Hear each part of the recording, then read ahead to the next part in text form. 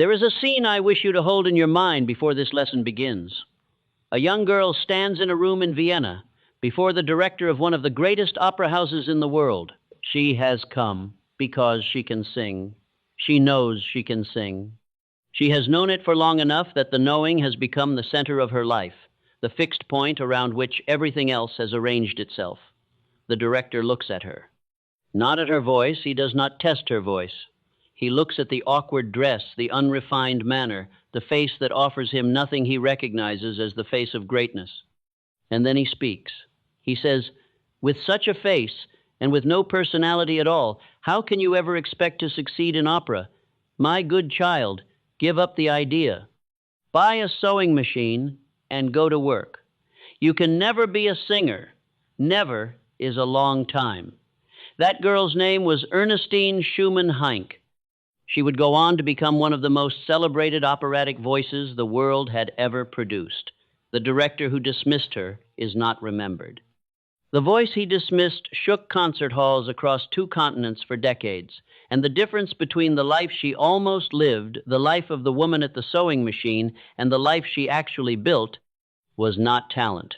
It was one thing, and one thing only. She refused to permit another man's opinion of her to become her own opinion of herself. That refusal is the subject of this entire lesson. Because I have spent 20 years studying the men and women who built great lives, and I have identified the single factor that separates those who do from those who cannot bring themselves to begin. It is not intelligence. It is not circumstance. It is not the favor of fortune. It is the state of the mind, whether that mind has been trained to expect the win or trained through years of permitted doubt to brace itself for the loss. I intend to show you, in the course of this lesson, how that training is done, not as philosophy, as a method, step by step, law by law, story by story, until you understand not only what faith is, but precisely how it is built, and why, once built, it changes everything. Let us begin. Part 1. The mind that expects failure will always find it. I want to describe 2 men who entered the same venture in the same year. The first man was thorough. He had studied every precedent available. He knew every case in which a venture of this kind had gone wrong, every condition that had produced failure, every competitor who had attempted what he was attempting and had been defeated by it. He prepared himself for every contingency. He had by his own reckoning left nothing to chance. He entered the venture and it failed. The second man was perhaps less thorough, or at least less thorough in the study of failure. He had spent his preparation differently, not cataloging the ways things might go wrong, but holding with a fixed and settled certainty the image of the outcome he intended. He entered the same venture, in the same market, against the same competition. He succeeded. Now I want to tell you why not to console you with a pleasant story, but because the explanation is a law, as precise and as reliable as any law that governs the physical world, and a man who understands it cannot mistake it for luck or coincidence or the invisible favor of fortune. The law is this: every thought, held in the mind with persistence and mixed with any of the major emotions, whether those emotions be positive or negative, tends to clothe itself in its physical equivalent. Read that principle again, and then read it once more. It is not a sentiment. It is not the cheerful advice of a man who has never known adversity. It is the conclusion I reached after analyzing more than 20,000 lives, men and women, in every conceivable circumstance, from the heights of accumulated fortune to the depths of poverty and failure, and observing, in case after case, that the outer conditions of a man's life bore an exact correspondence to the inner conditions of his dominating thought. The first man, who knew everything about failure, had spent his years of preparation thinking about failure. Not because he intended to, not because he was a pessimist or a coward or a man of small ambition, but because the mind that is fed on a steady diet of what can go wrong eventually takes that diet as its natural condition and produces the circumstances that confirm it. I have stated this principle in my written work in terms that I want you to hear directly. Success comes to those who become success conscious. Failure comes to those who indifferently allow themselves to become failure conscious. One of the most successful bankers I have ever known had a sign hanging in his private office. I walked past it many times before I gave it the attention it deserved. It read, "We talk and think only of abundance here. If you have a tale of woe, please keep it, as we do not want it." At first hearing, this sounds like a man protecting his comfort. Look at it again. What that man understood with the precision of a chemist measuring ingredients was that the thoughts spoken aloud in a room become the atmospheric condition of every mind in that room, and that a single mind, given over to the thought of failure, can, if permitted to continue, destroy the productive capacity of half a dozen capable men around it. Because like attracts like. Thoughts of poverty draw the circumstances of poverty. Thoughts of abundance draw the circumstances of abundance. This is not sentiment. It is the operation of a law as reliable as the law that draws water downhill. In tens of thousands of homes I have examined, the general topic of conversation was poverty. Poverty talked about, worried about, expected, accepted as the natural inheritance of that family from every generation before it. And poverty was precisely what those households produced. Not because the people in them were without ability, not because fortune had withheld its favor from them specifically, but because the thought habit was so thoroughly organized around the expectation of poverty that the subconscious mind, faithful, impartial, ceaselessly industrious, had received that expectation as its working instruction, and had organized every impulse and every circumstance accordingly. Now, I want to give you a figure from history who understood the reverse of this. Principal who exercised, with the same deliberate precision as that banker's sign, his divine right to keep negative suggestion entirely out of his mind. Men with negative minds told him he would go broke trying to sell goods at 5 and 10 cents. They laid out their reasoning carefully. The margins were too thin. The costs were too high. The market would not support such a venture on such terms. The men who told him this were not fools. They understood the mathematics of retail commerce, but they understood nothing about the power of a mind that has been trained to expect the win. He did not argue with them. He did not attempt to disprove their figures. He simply declined to permit their conclusions to enter his mind as fact. And he went forward with faith as his chief capital and definiteness of purpose as his plan. The fortune he built exceeded $100 million. His name was Frank Woolworth. The capacity that Woolworth exercised, the capacity to keep his mind from being poisoned by the reasonable verdict of men who knew all the facts but understood nothing about faith, is not a rare gift. It is not a peculiarity of certain temperaments. It is a skill. It is a habit. It is a condition of mind that can be built by any man who understands how it is built and is willing to pay the price. But before I describe how it is built, I want you to examine, honestly, the current condition of your own mind. Look at the thing you most want to achieve, not the comfortable ambition, not the one you speak of casually, but the genuine desire that you have permitted yourself to hold in private. The one that comes to you in the quiet hours as an image of what your life might become. Now ask yourself, when you think of that desire, what is the first feeling that follows? Is it the feeling of a man who already sees himself in possession of what he wants, who holds the outcome with the settled certainty of something arranged, something inevitable, something only waiting on the execution?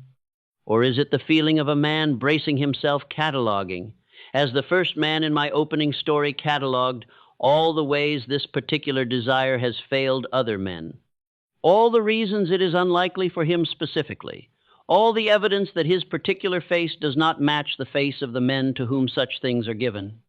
If the second feeling is the more familiar one, you have not yet understood the magnitude of what it is costing you, because that feeling, that habit of expectation, is not caution, it is not wisdom.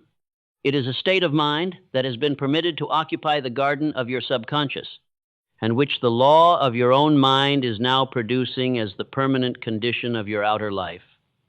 The object of this lesson is to change that state, not someday, tonight. Part 2. Faith is not a gift, it is a habit you build on purpose. I want to tell you about the night I stood over a newborn child and made a decision that every reasonable person in that room would have told me I had no right to make. The second of doctor had done his examination. The doctor had delivered his verdict quietly, with the professional compassion of a man who has given difficult news before. My son had been born without the natural equipment of hearing. The doctor said, and I understood him to mean, that the child might never hear or speak, that this might be the permanent condition of his life. I challenged that verdict, not aloud, not in any way that would have invited argument. I challenged it silently, in the secrecy of my own heart, where no one could hear the challenge and bring evidence against it. And there, in that silence, I reached a decision. I decided that my son would hear and speak, not that I hoped it, not that I wished it, or that I would do my best and see what nature permitted. I decided it as one decides the direction of a journey, as one fixes the destination before the first step is taken. The destination was fixed. The means would reveal themselves. Nature could send me a child without ears, but nature could not induce me to accept the reality of the affliction. I want to tell you what happened over the 20 years that followed that decision, not to astonish you with the result, though the result was astonishing, but to show you the mechanism, because the mechanism is what matters. The mechanism is what you can use. As the boy grew, I observed that he had a slight degree of hearing. When children of his age normally began to speak, he made no attempt, but he could hear certain sounds faintly. That was all I needed. I began to work. I planted in his mind, through every means available to me, the desire to hear and to speak as a normal person hears and speaks.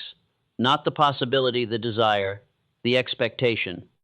Every bedtime story I told him was constructed around a single theme, that his affliction was not a liability but an asset, that the very quality that the world might call his limitation was, in fact, the seed of something the world had not yet seen.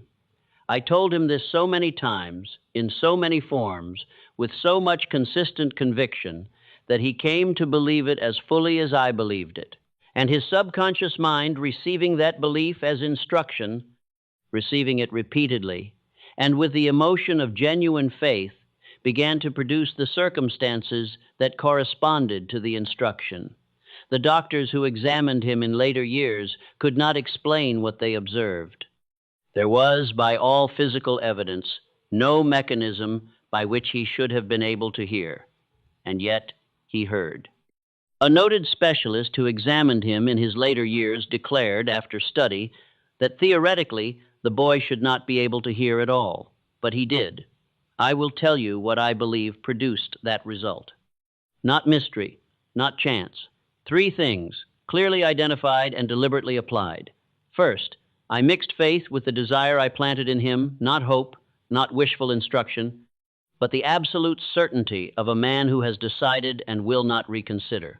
Second, I communicated that desire to him through every conceivable means, without interruption, over a period of years. Third, and most important of all, he believed me.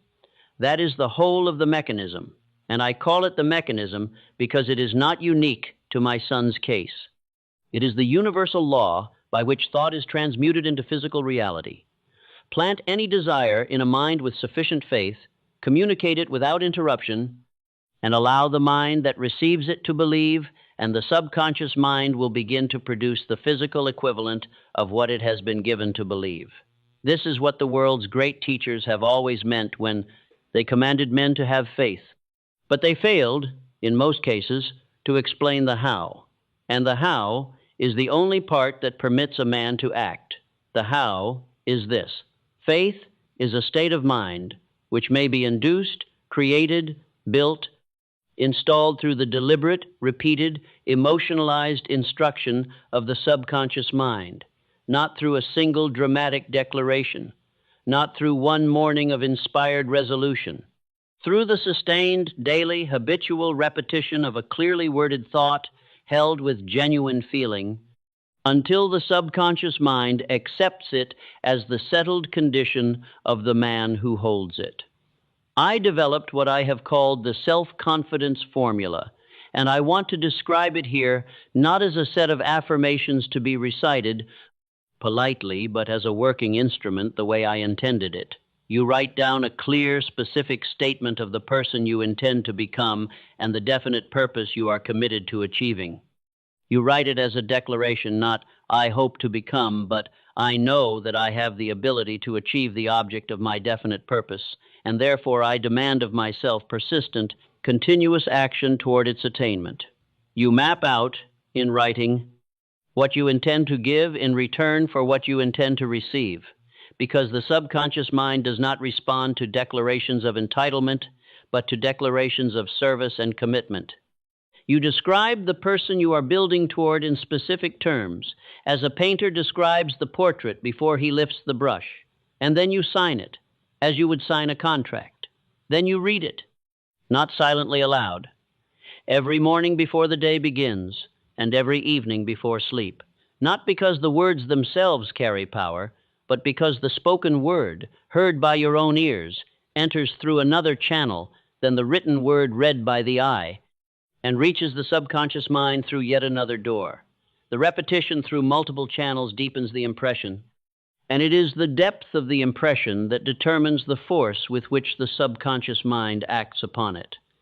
Here is the law that makes this work stated plainly, as I have stated it in every book I have written, because it is the single most important mechanical fact about the human mind. One comes, finally, to believe whatever one repeats to oneself, whether the statement be true or false. If a man repeats a lie long enough, with enough emotional force, he will eventually accept it as truth.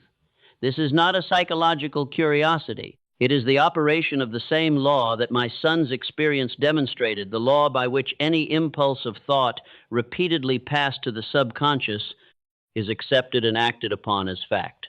The comfortable man who tells himself every morning, through his habits and his conversations and his unexamined inner voice, that he is doing as well as can be expected, that his particular ambitions are probably beyond his reach, that others have advantages he lacks, that man is practicing autosuggestion every day. He is building faith, but it is faith in the wrong direction. It is faith in the verdict of the director who never tested the voice. The question is not whether you will use the principle of autosuggestion. You are already using it. The question is only whether you will use it deliberately, in the direction you have chosen, or permit it to operate by default in the direction your circumstances and your unexamined habits choose for you. Begin the formula tonight. Write the statement before you close your eyes. Read it before you open them in the morning. Do it with the conviction of a man who already knows the outcome, because that conviction, held long enough and sincerely enough, will become the truth it describes. Part 3. The man whose engineers said, "Impossible." I want to tell you about the year that nothing happened. A man had given his engineers an instruction. The instruction was specific, practical, and by every measure available to the engineering knowledge of the time, impossible. He had decided to build an engine with all 8 cylinders cast in a single block. His engineers examined the proposal with the combined expertise of their training and their experience, and they agreed, to a man, that the thing could not be done. He listened to their verdict, and then he said, "Produce it anyway." 6 months passed. The engineers worked. Nothing came of it. Another 6 months passed. The engineers tried every approach their combined intelligence could devise. Still nothing.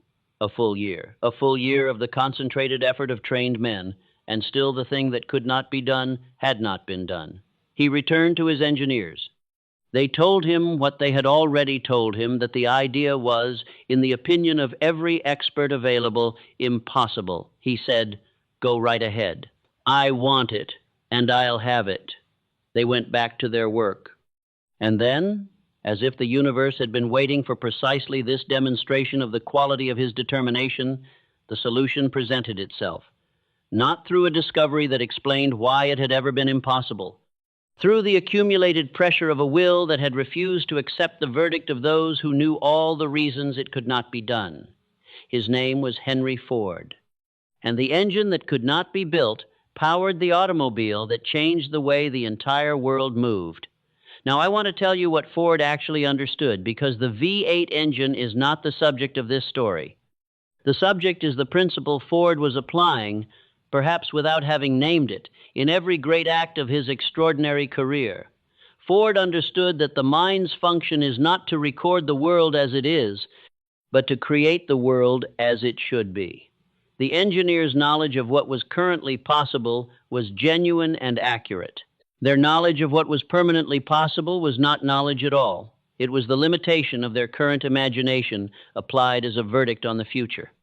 And Ford, whose imagination was not limited by what currently existed, refused to permit their limitation to become his limitation. The principle at work here is one I have stated in these words. The mind of man can produce anything. The mind of man can conceive and believe.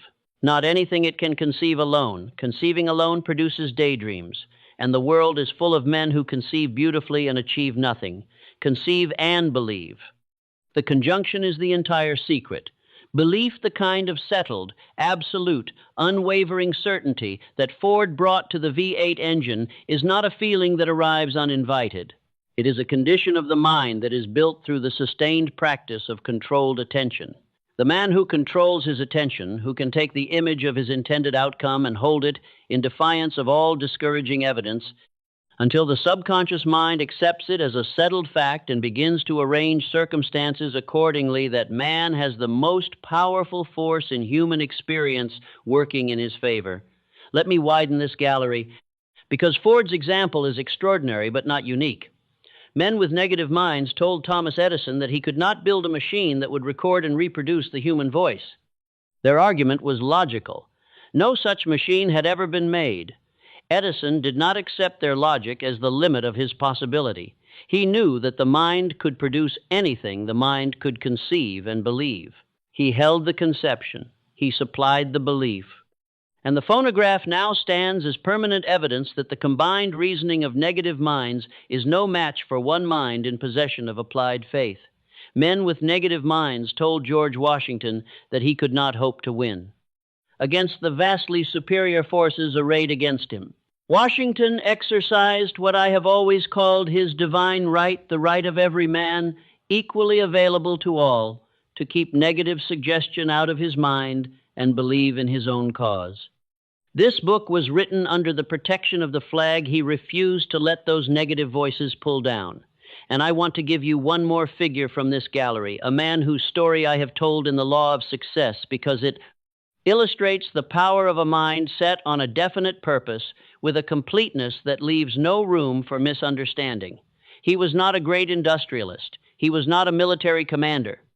He was a Wisconsin farmer who was struck down by paralysis, so severe a paralysis that he could not turn himself in bed. Every physical means of achievement was taken from him at a stroke. His hands could not work. His body could not move. Most men in that situation would have concluded that achievement was behind them, that whatever was to be built had already been built, and that the remaining business of life was simply to endure. He concluded nothing of the kind. Because there was nothing wrong with his brain, he called his family around him. He told them what he intended to do. He directed their efforts from his bed, coordinating every detail of a business he could not physically touch, with a mind that had been freed from the distraction of physical labor to concentrate on something more powerful than physical labor, the organized, sustained, directed application of thought toward a definite purpose.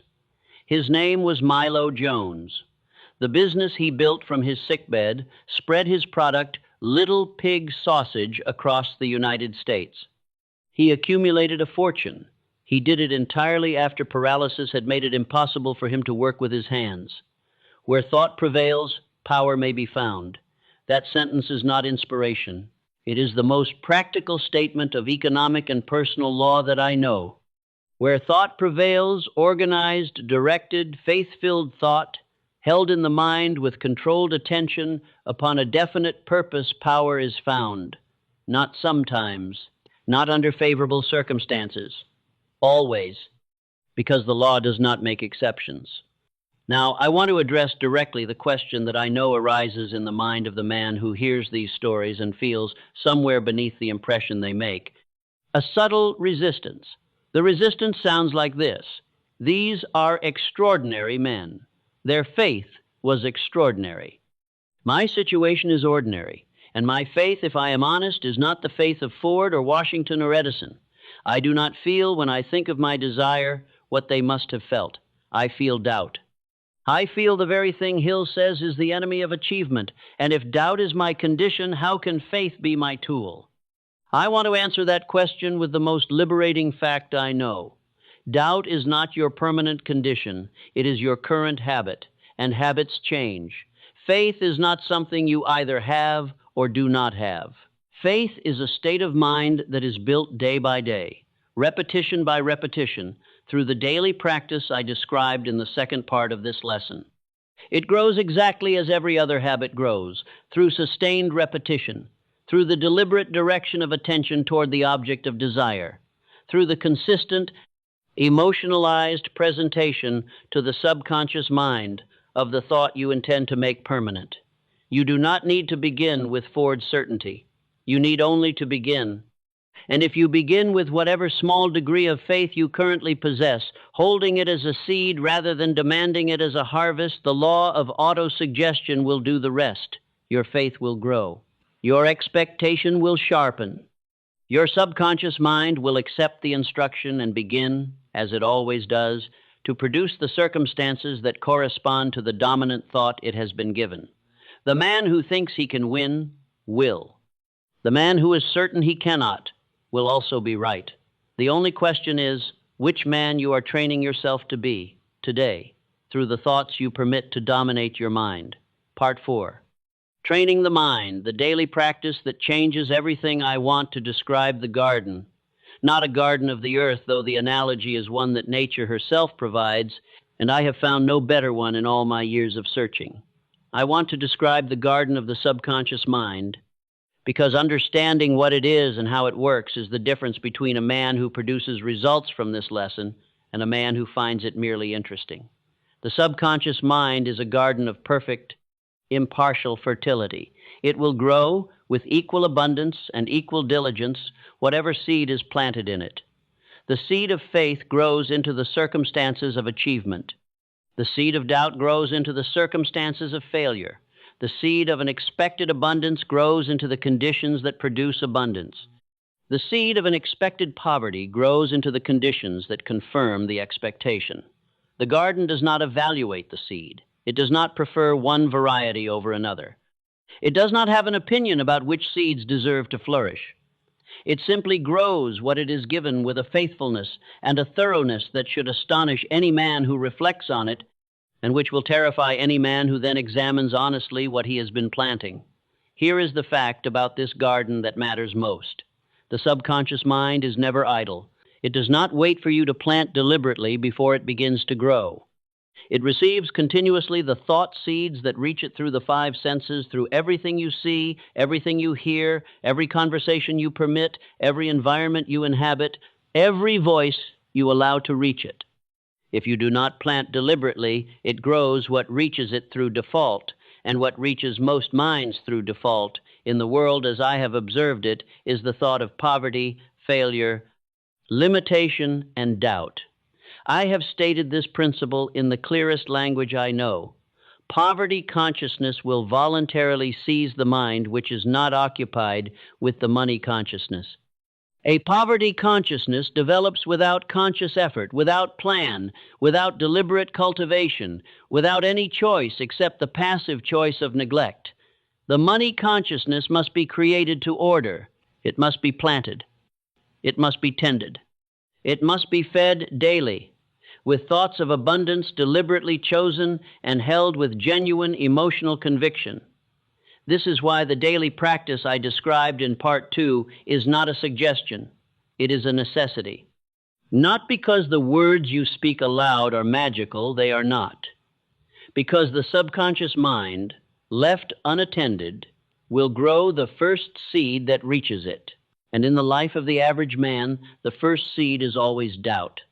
Because doubt requires no cultivation and attends to its own propagation without any assistance from the man in whom it grows. form the habit of thinking and talking of prosperity and abundance, not as an instruction to deceive yourself or others about your present circumstances, as a deliberate, consistent, daily act of planting the seed you intend to harvest. Because the mind that thinks and talks of abundance will, through the operation of the very same law that draws water downhill, begin to attract the circumstances of abundance, wider opportunity, unexpected opportunity, new associations, new ideas in exactly the proportion and in exactly the direction that the dominant thought has established. Now, I want to speak about something that I have observed to be one of the greatest silent destroyers of the faith and confidence that men are attempting to build. It is the company they keep. I have said in my written work that the most important part of a man's environment is not his physical surroundings, but the thought habits he absorbs unconsciously, continuously, whether he intends to or not, from the minds with which he is in closest daily contact. And I have said it because in 20 years of studying the causes of success and failure, I have seen brilliant men ruined, not by circumstance, but by association. And I have seen men of ordinary gifts achieve extraordinary results because they understood, with the precision of a chemist, the importance of controlling the mental atmosphere in which they lived. Consider what happens when a man of negative mind is permitted to occupy a position of influence in a place of business. One such man, given sufficient time and sufficient proximity, can destroy the productive capacity of every competent mind around him, not through argument, not through deliberate sabotage. Through the subtle, continuous, invisible transmission of negative thought, the tone of voice that carries the expectation of failure, the observation that frames every difficulty as evidence of approaching defeat, the unspoken but perfectly communicated certainty that the venture will not succeed. The law is precise. Thoughts of poverty, repeated in the presence of other minds, plant themselves in those minds and grow there exactly as they would grow in the mind that produced them. A single pessimist, permitted to continue his influence long enough, can set adrift in the minds of half a dozen capable men the thought seeds of failure, and those seeds, taken up by the subconscious mind of each man, will produce, through the faithful operation of the law, the circumstances of failure. This is why I say with all the emphasis I can place behind the statement, you must choose your intimate associates with at least the same care you bring to choosing the food that builds your body, because the mind absorbs the dominant character of what it is most consistently exposed to. A mind in daily contact with negative, fearful, small-thinking minds will find, through the operation of hypnotic rhythm, the law by which repeated thought habits are made permanent, that those habits gradually become its own. You are not required to be harsh about this. You are not required to abandon persons to whom you have obligations, but you are required, if you are serious about training your mind to expect the win, to recognize the weight of every influence that reaches your subconscious mind and to counteract, deliberately and daily, the negative influences you cannot entirely remove. Here is the practical instrument for that counteraction: the evening and morning reading of your written statement of purpose, done with the full conviction and emotional force of a man who already regards the outcome as arranged. This practice does not merely plant the seed of faith, it drives it deeper than the ordinary day's worth of negative suggestion can reach. It penetrates to the level at which the subconscious mind takes instruction and acts. I have known men to whom this practice seemed, at first, merely mechanical, who went through the motions of reading their written statement without genuine feeling, and who reported no result. To those men I have always said the same thing: the words without the feeling are of no consequence. The subconscious mind does not respond to unemotional words. It responds to feeling. The man who reads his creed as he would read a railway timetable efficiently, accurately, without involvement, gives his subconscious mind nothing to work with. But the man who reads his statement in the state of mind of a man who genuinely believes what he is reading, who can, for the duration of that reading, actually see himself in possession of the outcome actually feel the settled certainty of a destination already reached, that man is giving his subconscious mind the precise instruction it requires. And here's the truth I want you to hold alongside this instruction. You do not need to feel it fully at the beginning. You need only to begin. The feeling grows. Every repetition deepens the groove, as a melody deepens in the mind of a musician who practices it daily. The groove, once sufficiently deep, becomes a rhythm, and the rhythm, once established, operates without the man's conscious effort producing. From the subconscious level, the thoughts and impulses and plans that correspond to the dominant expectation. This is the garden, planted and tended. This is the faith, built one day at a time. This is the mind trained not by nature, not by fortune, not by the verdict of any director in any great hall, but by the man himself, in the exercise of the one power that no circumstance has ever been able to take from him, the power to choose and to hold the thoughts that will govern his life. There is one more principle I wish to lay before you in this part of the lesson, because I believe it is the one most frequently neglected by men who have heard everything else I have described, and who still find, after months of effort, that the practice does not produce results at the rate they expected. The principle is this: the practice must be consistent, not occasional, not enthusiastic for a week and then forgotten.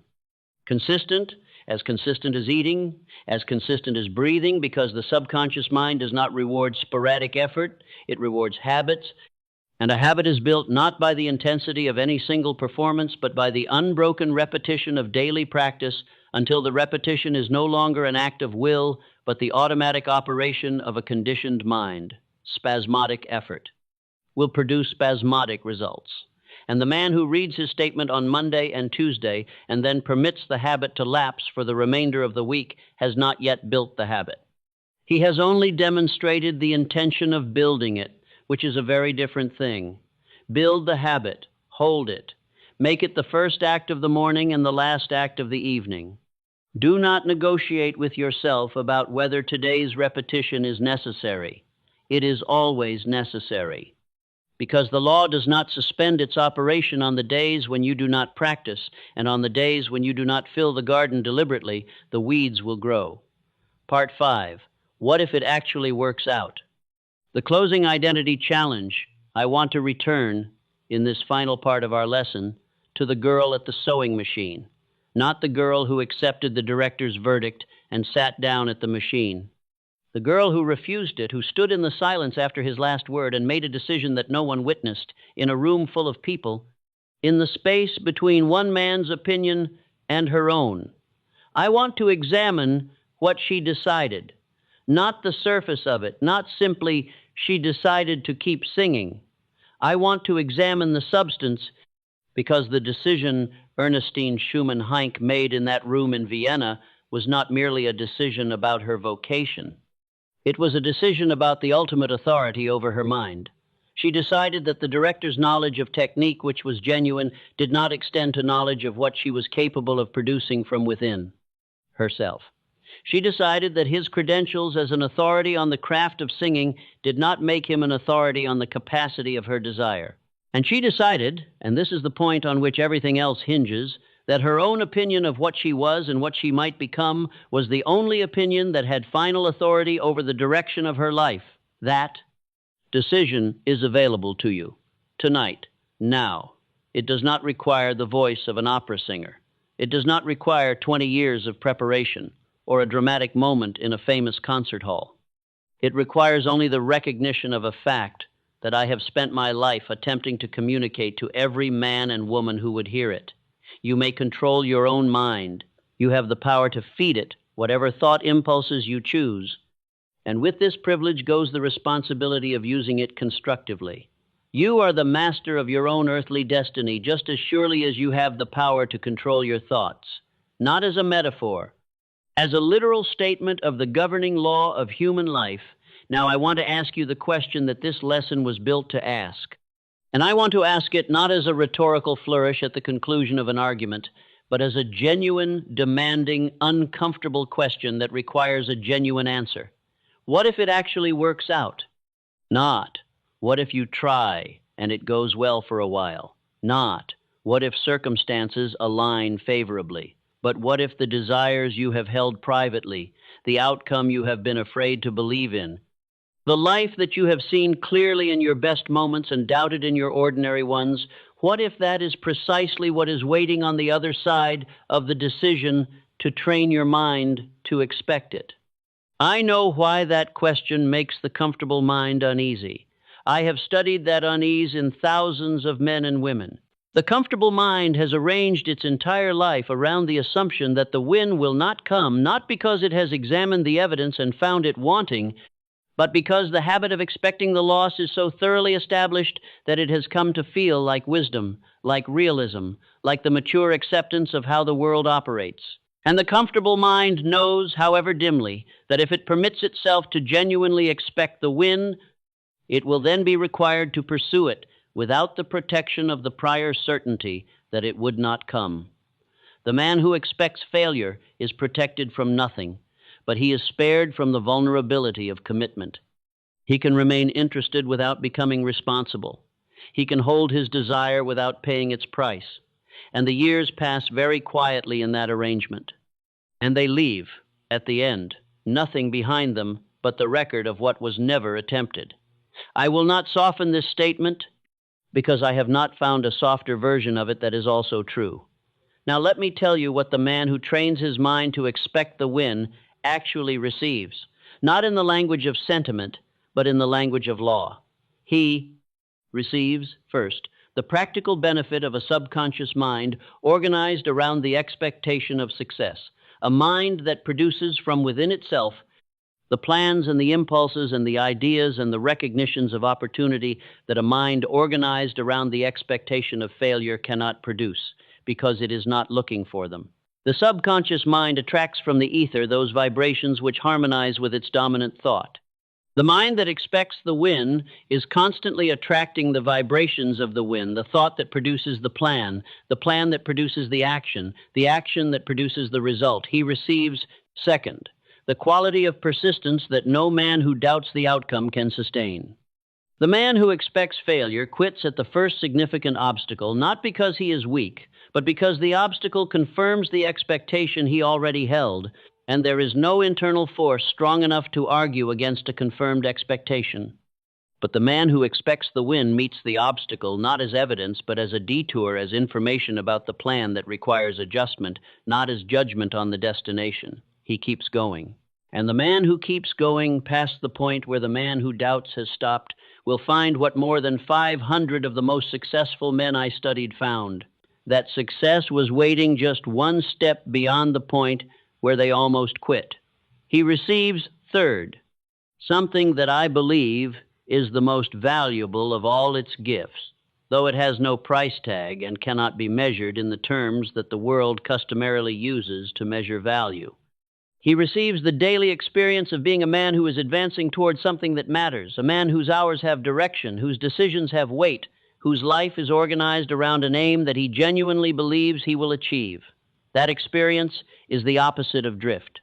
And it is available to any man who will do the work I have described in this lesson, who will write the statement, sign it, read it every morning and every evening with the full force of his genuine feeling, build the habit until the habit builds the character, and protect that character from the daily pressure of negative association and negative thought. Faith is the head chemist of the mind. It is the starting point of all accumulation. It is the only known antidote for failure, not because it performs miracles, though I have seen things produced by faith that those who did not witness them would call by no other name, but because it organizes the most powerful mechanism in human existence, the subconscious mind, around the production of the outcome the man of faith has decided to achieve. I want to give you, as the close of this lesson, the 5 words that I have placed at the foundation of everything I have ever written or taught or believed about the subject of human achievement. These are not 5 separate ideas. They are 5 stages of a single movement, and each one proceeds from the one before it, with the natural inevitability of the oak growing from the acorn.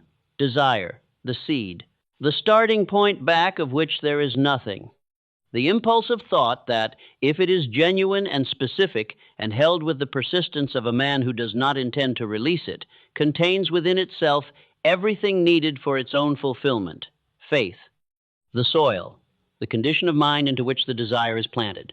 Faith, built deliberately by the method I have described, written, spoken, felt.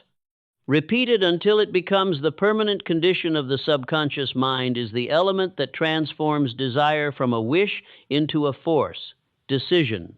The act of planting, not the act of considering whether to plant, not the act of examining the soil and deliberating on the season, the act of putting the seed in the ground and turning your attention to the harvest rather than to all the reasons the seed might not grow.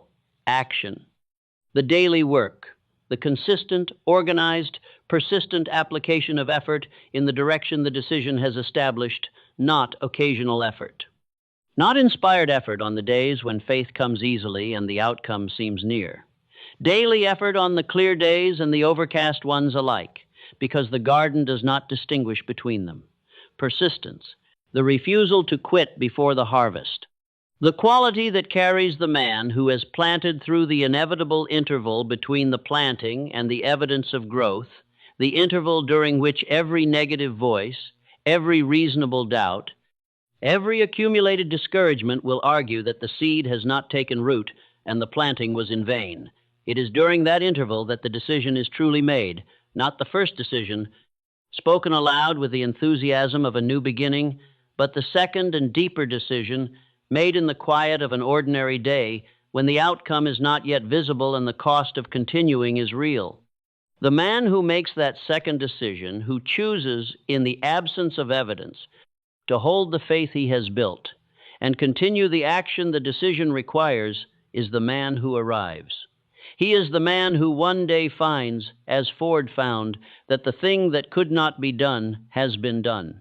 He is the man who finds, as my son found, that the hearing that nature appeared to have denied has come. He is the man who finds, as Schumann Heink found, that the voice the director dismissed shakes the hall to its foundations. He is the man who asked himself the question, what if it actually works out? And then trained his mind day by day to expect the answer. And the answer, for such a man, is always the same. It always works out. Not because the universe is arranged as a reward for faith, but because the man who has faith acts differently than the man who doubts, and his different actions produce different results.